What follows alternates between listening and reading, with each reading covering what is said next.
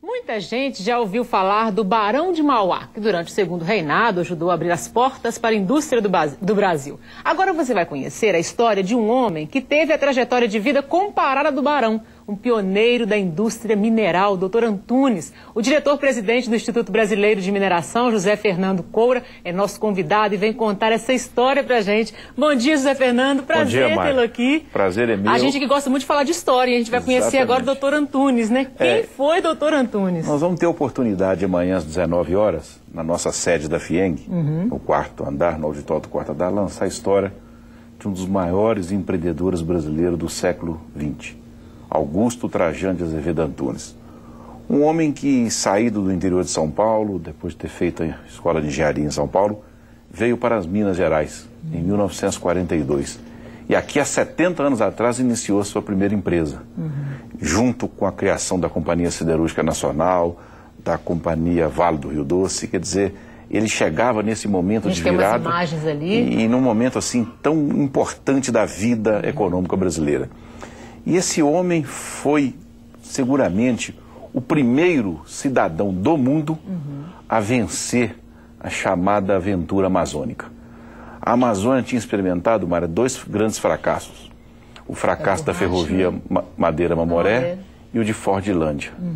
E na década de 50, que o país era governado pelo grande mineiro Juscelino Kubitschek, ele implantou o mais moderno projeto de mineração do mundo, que foi o projeto da ICOME, que constituía de um porto, de uma ferrovia de quase 200 quilômetros e uma mina no interior da selva do Amapá. E uma cidade, né? E duas grandes cidades, e eu falo com muita propriedade porque eu morei lá 8 anos. Ah, pois é. Trabalhei no Grupo KM, conheci bem o Dr. Antunes, e isto é importante. Cidades com... Isso foi em qual época? Isso foi em 57, inaugurado em 58. O primeiro embarque de navio foi feito com a presença do presidente Juscelino Kubitschek. E lá foi o manganês. Lá o manganês. Numa época extremamente demandante do manganês, o mundo vivia uma evolução na produção industrial, mas ele tinha, naquela época, a sensibilidade para o desenvolvimento sustentável. Era um homem fora do seu tempo. E ele foi, Mária, construiu cidades com infraestrutura de primeiro mundo. O Oswaldo Bratic, que foi o arquiteto projetista dessas cidades, com cinemas, clubes, sistema de saúde, saneamento básico. A Raquel de Queiroz, né? Ela escreveu sobre essas cidades. Cita sobre essas cidades. E nós temos aqui uma mineira que nasceu lá em Serra do Navio, que é a Fernanda Takai. O pai trabalhava nas empresas, nasceu lá em Serra do Navio.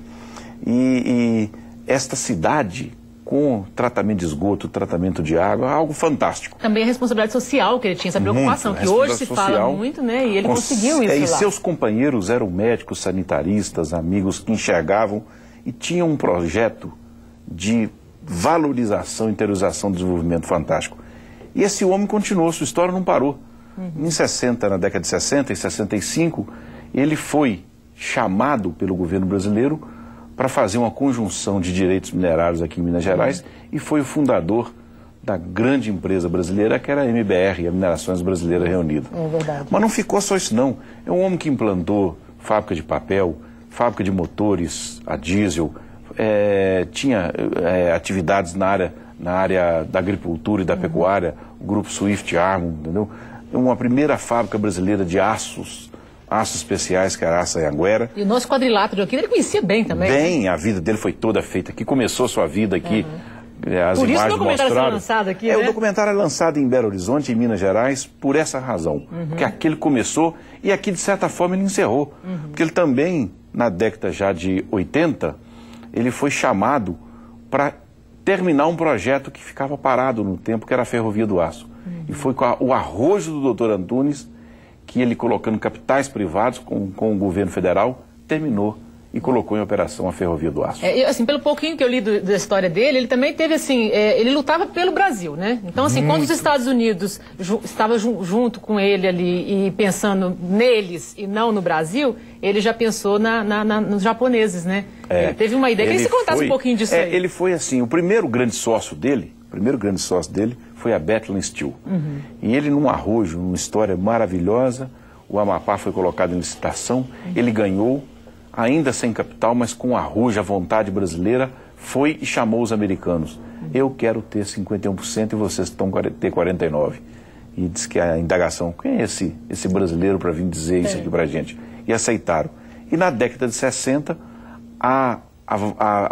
ele vai se associar a capitais japonesas, as grandes siderúrgicas japonesas, que ficaram sócias com ele enquanto ele foi vivo. Que foi ele na Vale do Rio Doce? Não, foi aqui na MBR. Ah, MBR. MBR, que era um conjunto de siderúrgicas japonesas, liderada por uma trade que é a Mitsui. E tem também aquela questão que ele, na época de vamos falar, vacas magras, assim, ele fazia questão de manter a folha de pagamento em dia, né? Ele era uma pessoa Ele era um homem determinado, um homem voltado a essa questão social, ambiental, a preocupação dele com a saúde no entorno das comunidades que ele atuava, principalmente na Amazônia. E foi também um outro homem que foi chamado quando Ludwig saiu do Brasil com o projeto Jari, que o projeto Jari iria fechar. Ele foi chamado também pelo governo brasileiro e liderou a manutenção e a continuidade da obra do Daniel Ludwig na floresta amazônica, no Amapá e no Pará, que é o projeto Jari. Hoje o Brasil é conhecido lá fora pela exportação de minério de ferro. Nós somos os campeões, pode dizer, os maiores, né? Maiores. E a gente pode dizer que ele abriu um pouco essa história, né? Ele foi o avanço da moderna mineração no Brasil com a visão da sustentabilidade. E mais que isso, Mayra, ele era um homem fora do seu tempo. Você colocou aí do Barão de Mauá. Ele é uma estirpe de um conjunto de brasileiros, como o Juventino Dias, como o Amador Aguiar, Sebastião Camargo e tantos outros, Clemente Faria, aqui na área bancária.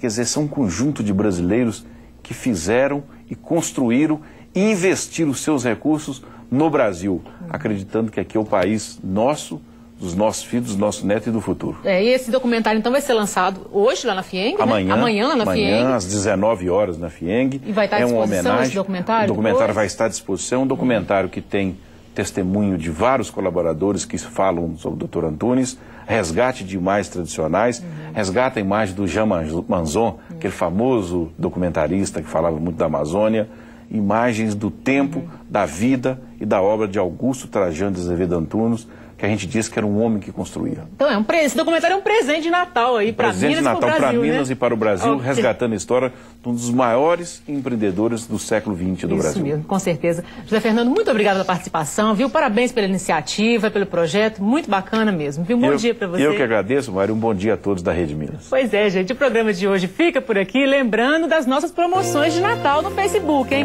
A primeira de livros autografados da blogueira Bruna Vieira. Esse aqui vai ser sorteado hoje, hein? Às 2 da tarde, ainda dá tempo de participar. Agora, na sexta-feira, a gente tem duas coleções para você escolher qual você quer e você vai ter que me falar por quê. Olha, temos esse aqui, A História das Construções, são livros todos ilustrados com obras lindas, lindas, lindas. E temos também os livros de fotografia do Márcio Carvalho. Gente, isso aqui é uma obra de arte, são livros lindos, lindos, estão na 2ª edição. Olha só, cada fotografia com a sensibilidade do Márcio. Uma graça mesmo, presente para você. São coleções, hein, gente? É só entrar lá e escolher, dizer qual você quer. E aí você tem que torcer para ganhar, ok? Um ótimo dia a todos. Tchau.